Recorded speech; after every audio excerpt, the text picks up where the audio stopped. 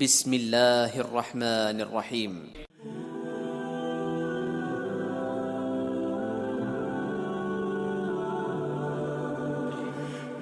نبی کریم صلی اللہ علیہ وآلہ وسلم نے فرمایا، ایک زمانہ ایسا آئے گا کہ انسان اس کی پرواہ نہیں کرے گا کہ مال اس نے کہاں سے لیا، حلال طریقہ سے یا حرام طریقے سے۔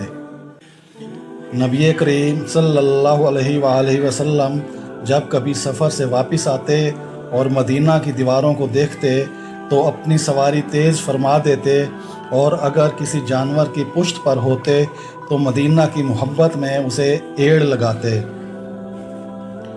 نبی کریم صلی اللہ علیہ وآلہ وسلم نے فرمایا، ایک تاجر لوگوں کو قرض دیا کرتا تھا، جب کسی تنگ دست کو دیکھتا تو اپنے نوکروں سے کہہ دیتا کہ اس سے درگزر کر جاؤ، شاید کہ اللہ تعالیٰ بھی ہم سے آخرت میں درگزر فرمائے۔ چنانچہ اللہ تعالیٰ نے اس کے مرنے کے بعد اس کو بخش دیا۔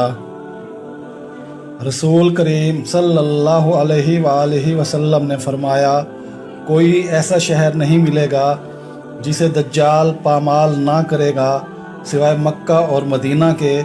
ان کے ہر راستے پر صف بستہ فرشتے کھڑے ہوں گے جو ان کی حفاظت کریں گے۔